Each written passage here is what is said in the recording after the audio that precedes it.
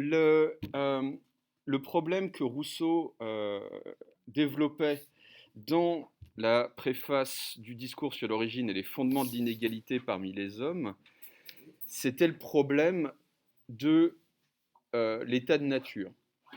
Rousseau affirme dans ce texte qui va être fondateur pour toutes les sciences humaines que on ne peut pas accéder par l'analyse à l'état de nature.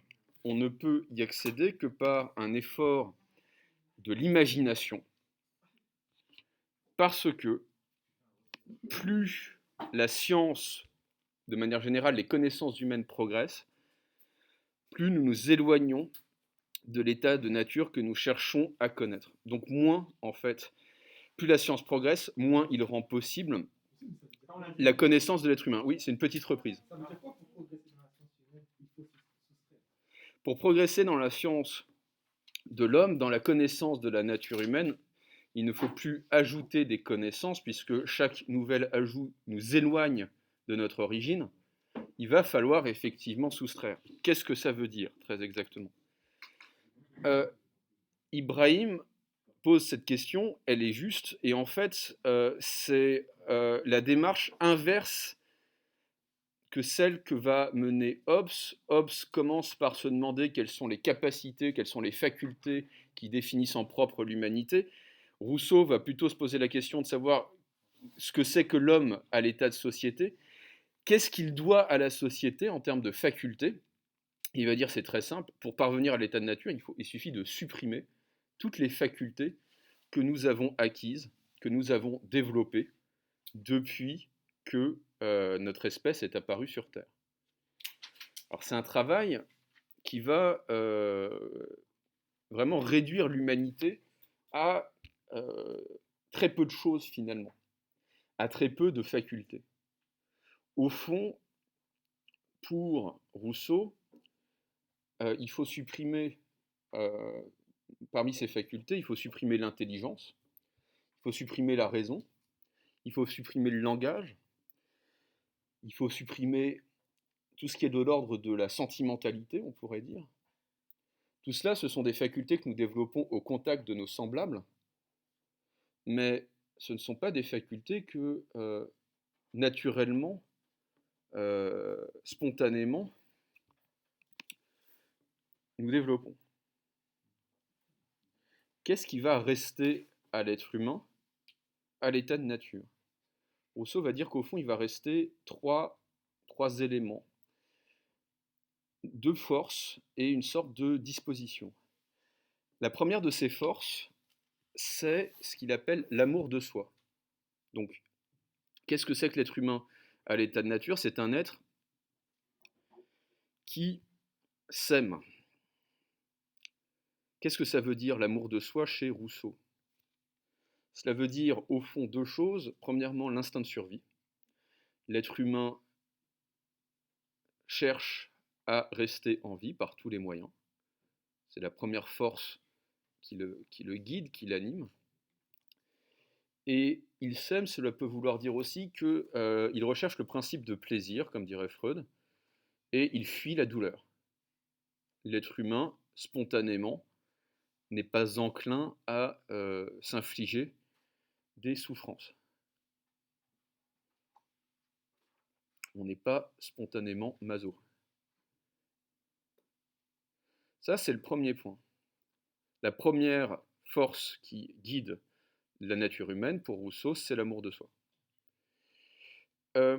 La deuxième force qui le guide, en fait, c'est quelque chose qui est dérivé de l'amour de soi, c'est ce que Rousseau appelle la pitié. Donc, naturellement, l'être humain est animé par la pitié, oui. C'est à la fois l'instinct de survie et le principe de plaisir. Ça guide, c'est la force principale qui dirige son existence, naturellement. La pitié, c'est la deuxième. Et qu'est-ce que c'est que la pitié pour Rousseau? C'est une sorte de principe qui est dérivé de l'amour de soi. La pitié, c'est la répugnance au spectacle de la souffrance. C'est-à-dire, au fond, c'est le fait de ne pas aimer voir la souffrance chez autrui. au spectacle de la souffrance. On n'aime pas naturellement voir souffrir. Donc de la même manière que l'amour de soi commandait de ne pas se faire souffrir, l'amour de soi commande de ne pas faire souffrir. La pitié commande de ne pas faire souffrir. Qu'est-ce que ça signifie? Eh bien, contrairement à ce qu'on peut penser, c'est un principe, c'est une force qui va encore plus isoler l'être humain, puisque ce n'est pas du tout une force qui me pousse vers autrui. Je décris l'être humain à l'état de nature pour Rousseau, et je dis il y a deux forces qui animent l'être humain à l'état de nature, selon Rousseau, l'amour de soi et la pitié. Pour Rousseau, ouais. Naturellement, si vous voulez, il n'y a que deux facultés proprement humaines, et encore, pour Rousseau, on partage ça avec beaucoup d'animaux, l'amour de soi, qui est l'instinct de survie et le principe de plaisir, c'est-à-dire le fait de vouloir survivre à tout prix, et le fait de ne pas vouloir s'infliger inutilement des souffrances. Okay, et la pitié, c'est cette force qui me fait trouver la souffrance, le spectacle de la souffrance répulsif, répugnant. Naturellement, dit Rousseau, il peut y avoir de la brutalité chez l'être humain, mais il n'y aura jamais de sadisme ou de cruauté. Alors le sadisme, c'est un anachronisme, puisque le marquis de Sade est contemporain de Rousseau. Mais le sadisme, c'est ce plaisir à faire souffrir. Et Rousseau dit, il n'y a pas ça naturellement chez l'être humain. Ça va être socialement, effectivement. C'est socialement qu'on va développer ce penchant-là de domination. Mais surtout, de la même manière que le sadisme, j'ai besoin d'autrui pour être sadique, Rousseau nous dit, mais la pitié, en fait, ça isole l'être humain, plus encore, parce que c'est quelque chose qui va me faire fuir le spectacle de la souffrance, plutôt que de me porter à secourir une autre personne qui souffre. La pitié, ce n'est pas, et j'y insiste, ce n'est pas l'empathie. Exactement. C'est pour ça que je dis c'est un petit peu la même chose que la pitié est un principe qui est dérivé de l'amour de soi, parce que l'amour de soi, c'est ce qui commande de ne pas me faire souffrir. La pitié, c'est simplement un principe qui me commande de ne pas faire fuir, de ne pas faire souffrir les autres. Mais ça ne veut pas dire soulager les souffrances des autres. Ça veut dire le spectacle de la souffrance m'est insupportable, je vais donc le fuir. Okay. Donc, Rousseau va dire que, au fond, pour ces deux raisons-là, amour de soi et pitié, l'être humain à l'état de nature est solitaire.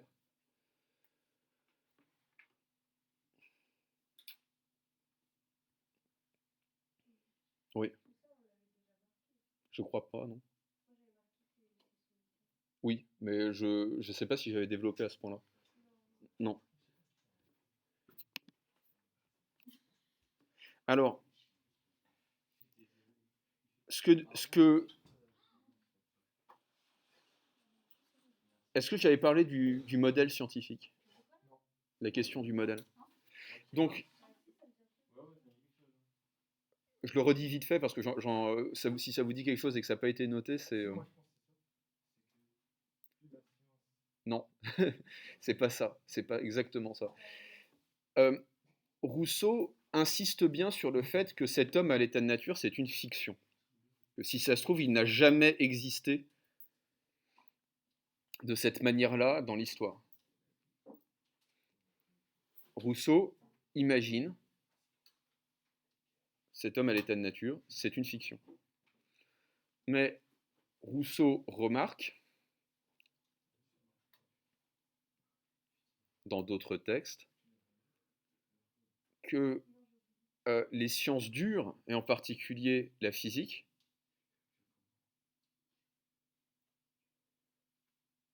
les sciences dures ont recours à la fiction.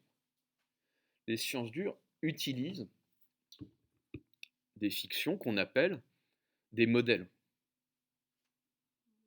Des modèles scientifiques.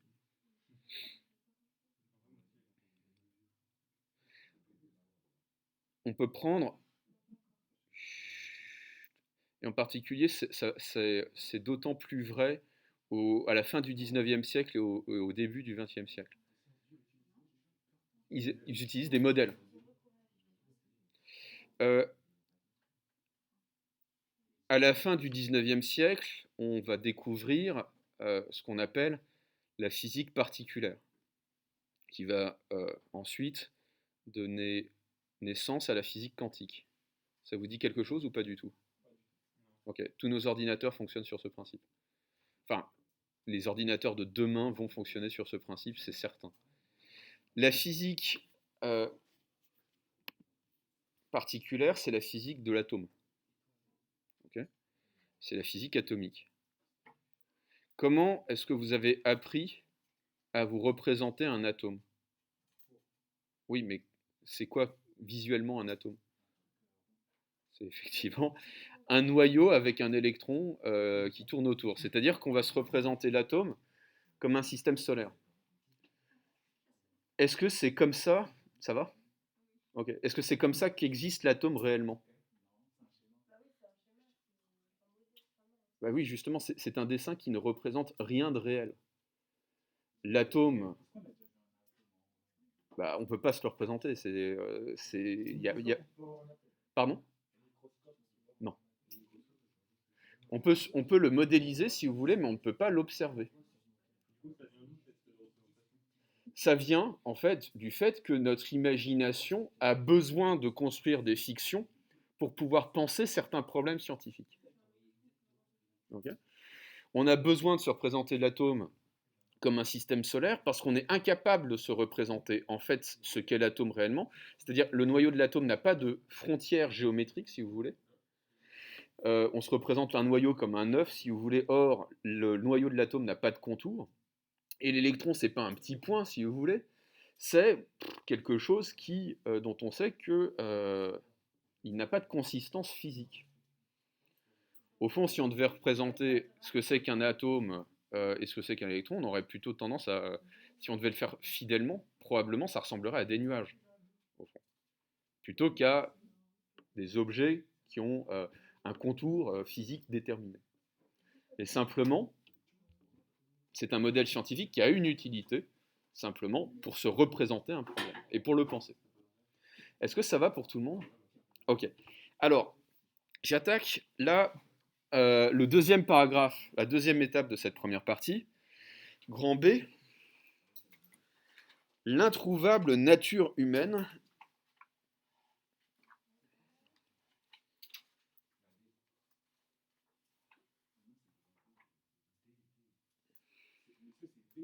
Grand B,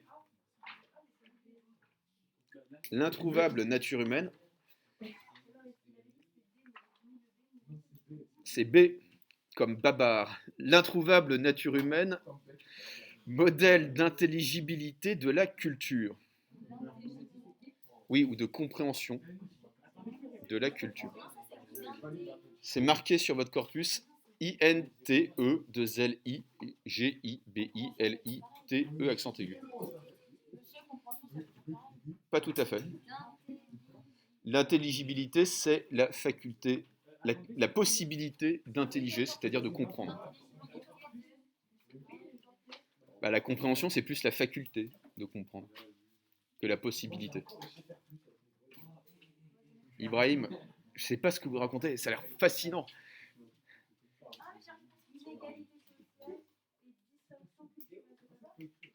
Non. Page 2.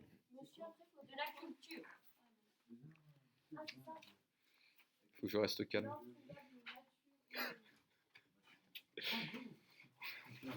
Ça va? On y va?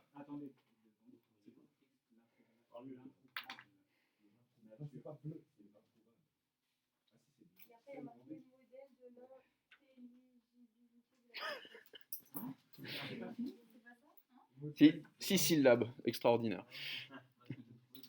Allez, on y va. On va pas mettre 10 minutes pour noter un titre quand même. Ouais. Vous sortez ça au scrap, vous avez gagné. On va lire un texte de Claude Lévi-Strauss. Les structures élémentaires de la parenté. Mais avant cela, De la culture. Ibrahim, c'est marqué sur votre corpus normalement. Page 2. Enfin, je crois. Page 2. Alors, ça veut dire la possibilité de comprendre. Ah, un corpus, ça veut dire un corps de texte. Ça veut dire un ensemble de textes. Corpus de texte.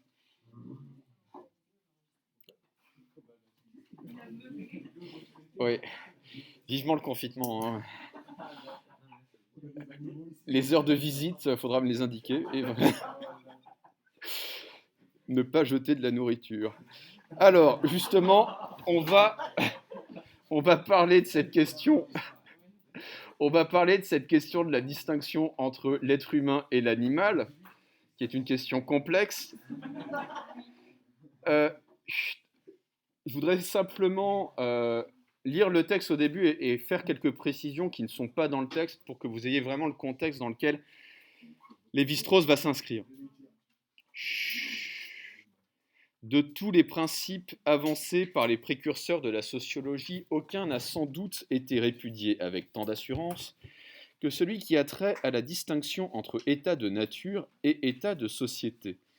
On ne peut en effet se référer sans contradiction à une phase de l'évolution de l'humanité au cours de laquelle celle-ci, en l'absence de toute organisation sociale, n'en aurait pas moins développé des formes d'activité qui sont partie intégrante de la culture. Mais la distinction proposée peut comporter des interprétations plus valables. Alors, que va dire Lévi-Strauss dans ce premier paragraphe ? Il va dire quelque chose de fondamental et sur lequel j'aimerais que vous preniez quelques notes. Le 19e siècle, et en particulier la fin du 19e siècle, a tué l'idée de nature humaine. Oui.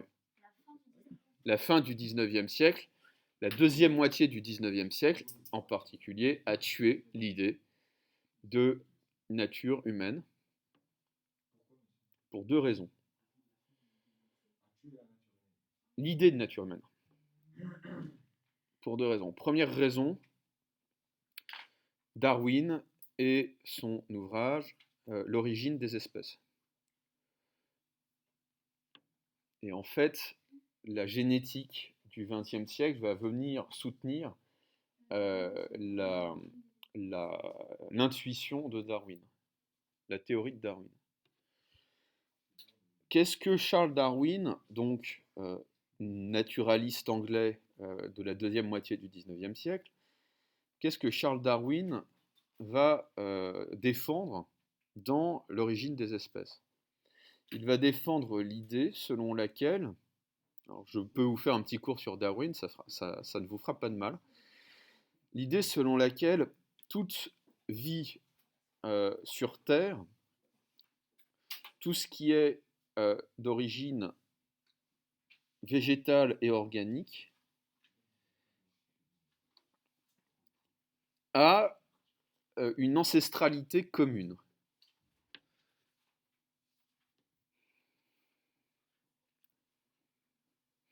Donc,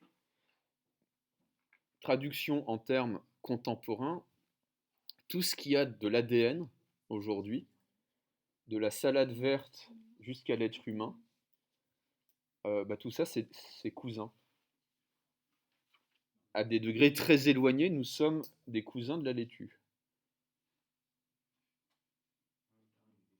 Oui. Darwin va faire l'hypothèse d'un ancêtre commun à toutes les espèces vivantes sur Terre. Et cette hypothèse va être corroborée par la découverte de l'ADN et d'une spécialité de la génétique qu'on appelle l'épigénétique. Oui.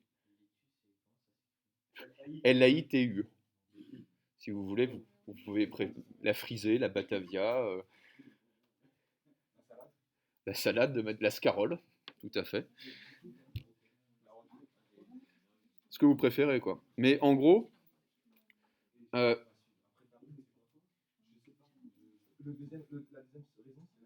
alors la deuxième raison, je ne l'ai pas encore donnée. Mais je voudrais vous expliquer un petit peu la théorie de l'évolution darwinienne. L'idée chez Darwin, c'est qu'il y a deux forces qui vont constituer les espèces telles que nous les connaissons, les différences spécifiques telles que nous les connaissons. Premièrement, il y a deux forces qui vont constituer les différences spécifiques, les différences entre les espèces telles que nous les connaissons. C'est premièrement des mutations aléatoires de certains caractères. Oui, c'est totalement aléatoire, c'est-à-dire que vous allez remarquer quand vous aurez des enfants que ces enfants ne sont pas totalement des clones de vous-même. En fait, c'est un problème qu'Aristote remarque déjà. Exactement. Et ce que va dire, ce que disait déjà Aristote, Aristote disait, en fait, n'importe quel fils est comme un monstre pour son père, parce que le monstre, c'est celui qui va dévier par rapport à un modèle. Évidemment, il y a des degrés dans la monstruosité. Mais en fait, en se reproduisant, toutes les espèces vont muter. Oui. Pour le moment, il n'y en a pas. J'explique ce que c'est que Darwin et la théorie de l'évolution. Vont muter en se reproduisant. Et c'est vrai de l'espèce humaine comme de n'importe quelle espèce. Et on le voit aussi avec les virus en ce moment.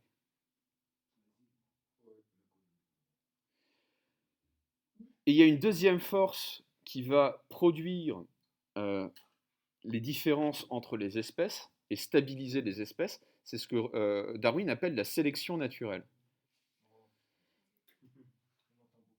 La sélection naturelle, dont le synonyme est la survie, en anglais, des fittest, F-I-T-E-S-T. En français, on pourrait dire des mieux adaptés. La survie des mieux adaptés. Qu'est-ce que cela veut dire? Cela veut dire que dans certaines circonstances, certaines mutations génétiques vont représenter un avantage sur d'autres espèces. Cet avantage va permettre à cette espèce de se reproduire plus vite et de bouffer l'autre.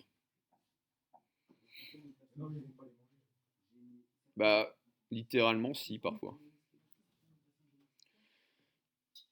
Ouais. Vont représenter un avantage adaptatif.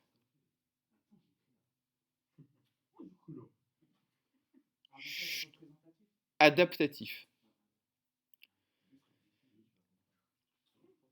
Qu'est-ce que ça veut dire typiquement? Vous êtes un tyrannosaure, vous pesez 2 tonnes, vous consommez, je ne sais pas moi, 200 kilos de bidoche par semaine, de la viande. Une météorite s'écrase dans un désert au Mexique. Bien vite, vous allez vous rendre compte que vous ne pouvez pas maintenir votre régime alimentaire. Vous allez disparaître en tant qu'espèce. Alors, le tyrannosaure ne va pas muter, mais simplement des formes de vie qui avaient muté avant, par exemple des tyrannosaures, des dinosaures qu'on appelle des ptérodactyles, qui vont pouvoir voler au-dessus du nuage incandescent de fumée. Qu'est-ce qui va survivre à la première grande extinction? C'est surtout les bactéries, les puces, des trucs comme ça, des bestioles dont on se dit c'est quand même vachement moins costaud qu'un tyrannosaure, c'est elles qui vont survivre. Okay. Alors, oui.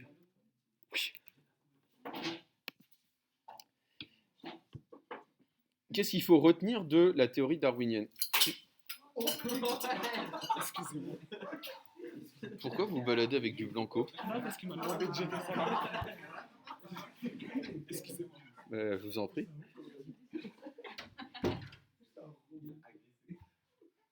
Pauvre bête. Qu'est-ce qu'il faut retenir de l'idée darwinienne? Il faut retenir qu'il n'y a pas de différence de nature entre l'espèce humaine et les autres espèces. Il n'y a des différences que de degrés. Et ça, c'est très important à comprendre pour comprendre la crise dans laquelle se trouve la philosophie au début du XXe siècle. L'idée de nature humaine a disparu parce qu'il n'y a plus de différence de nature entre l'être humain et les autres animaux. Il n'y a que du temps, si vous voulez. La différence, c'est seulement des mutations aléatoires et du temps. Ça ne signifie pas qu'il n'y a pas une différence. Ça veut dire que ce n'est pas une différence naturelle. C'est une différence, ce n'est pas une différence essentielle, ce n'est pas une différence qui est éternelle.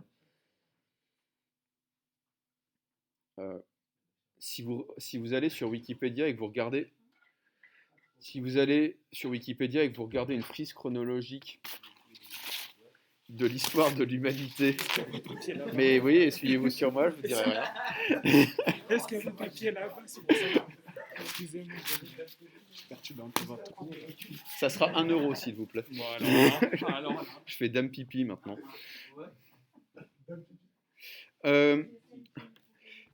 Donc, que disais-je? Je vais finir par prendre la petite... voilà. Pour me protéger contre les envahisseurs.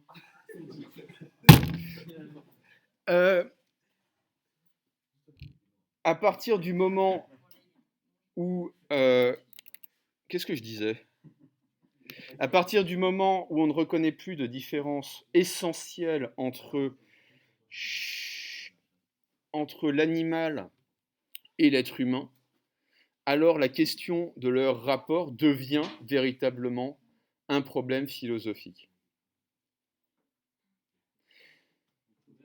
Oui, à partir du moment où il n'y a plus de différence d'essence entre l'être humain et l'animal, alors la question de la différence spécifique, la différence entre l'être humain et l'animal, devient un problème.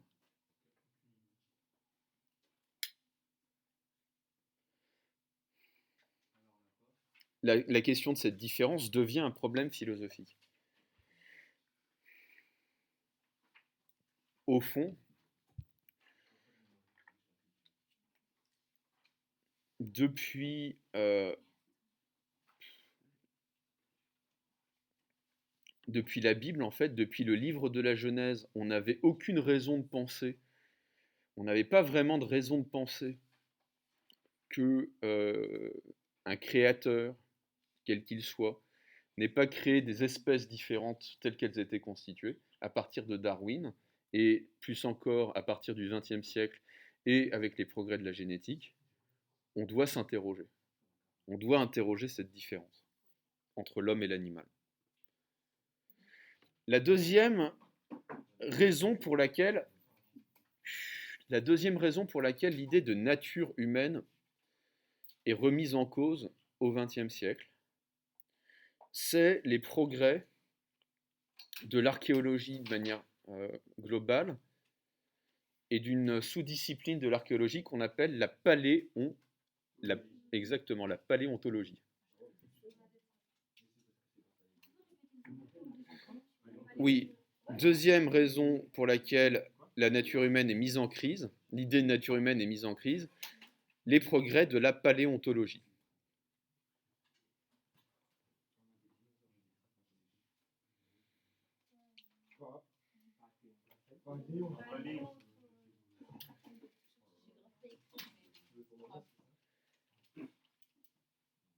Que va-t-on découvrir?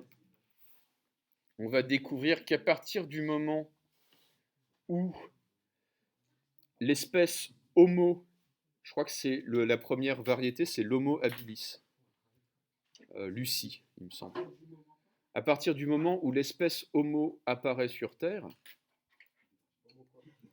Homo habilis, je crois,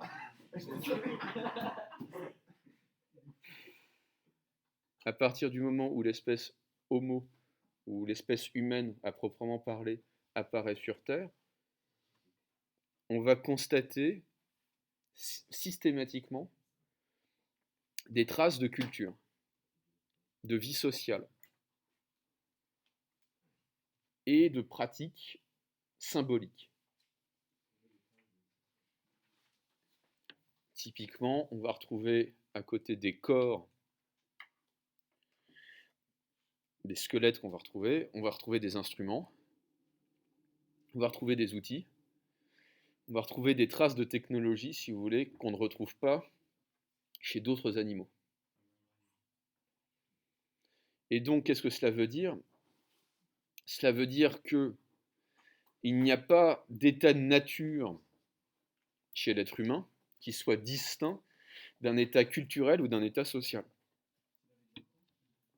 Il n'y a pas chez l'être humain un état de nature qui aurait précédé l'état culturel ou l'état social. Dès que l'humanité est apparue, elle a été culturelle.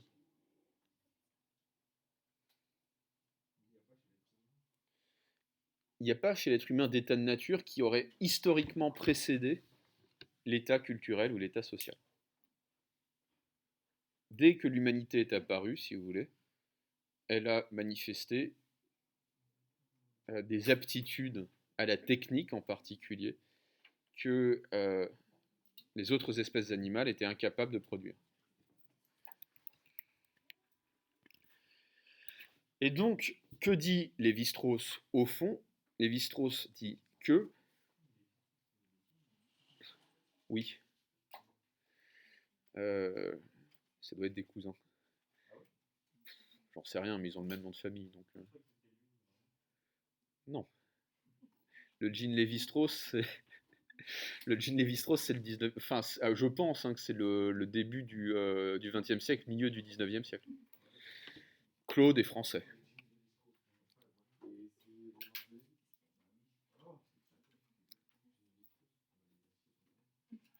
Rien ne vous échappe.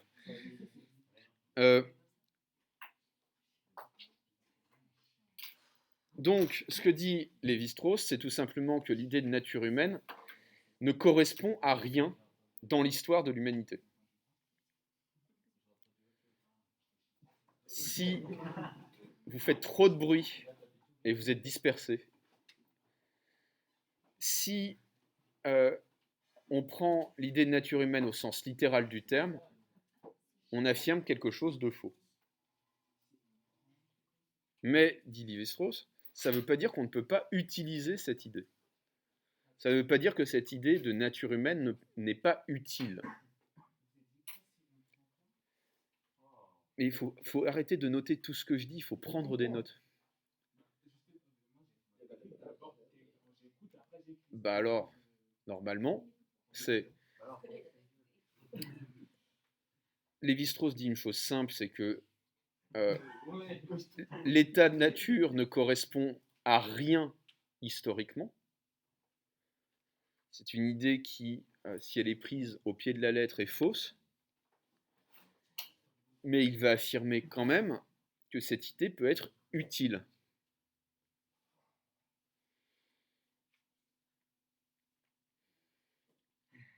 Comment et à quoi va-t-elle être utile?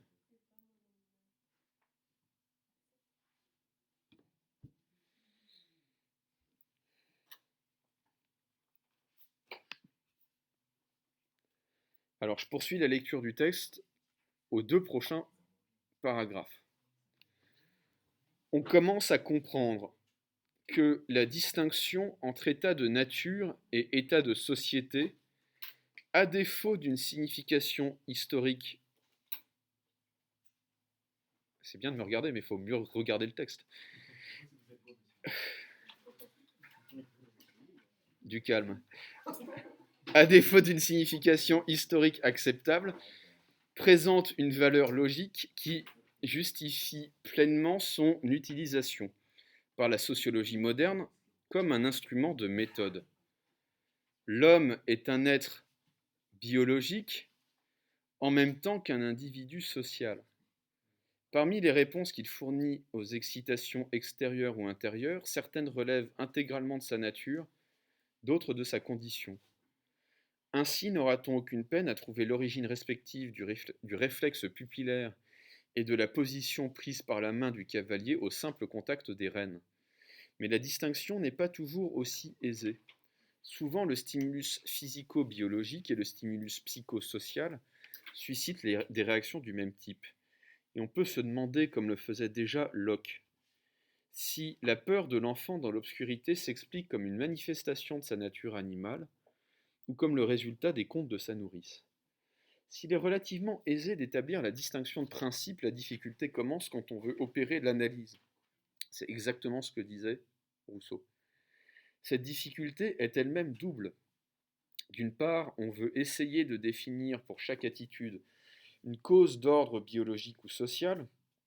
D'autre part, chercher par quel mécanisme des attitudes d'origine culturelle peuvent se greffer sur des comportements qui sont eux-mêmes de nature biologique et réussir à se les intégrer. Nier ou sous-évaluer l'opposition, c'est s'interdire toute intelligence des phénomènes sociaux. Et, en lui donnant sa pleine portée méthodologique, on risque d'ériger en insoluble mystère le problème du passage entre les deux ordres. Où finit la nature? Où commence la culture? On peut concevoir plusieurs moyens de répondre à cette double question, mais tous se sont montrés jusqu'à présent singulièrement décevants. Alors, je m'arrête ici. Que dit Lévi-Strauss? Je vais essayer d'aller vite. Enfin là, de toute façon, même en allant vite, je ne pourrais pas arriver au bout. Lévi-Strauss nous dit que, fondamentalement, la distinction entre nature et culture sert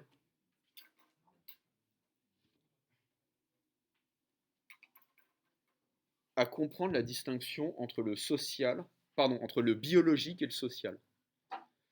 Dans le comportement humain, il y a une part qui est déterminée biologiquement et une part qui est déterminée socialement.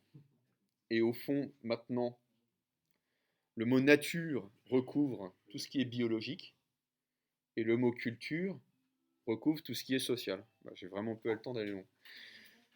Bon, soyez très attentifs à la vidéo que je vais poster ce soir, je pense.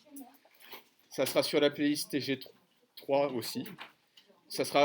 La vidéo s'intitulera TG4. Quelques remarques sur le sujet de dissertation. Bon week-end.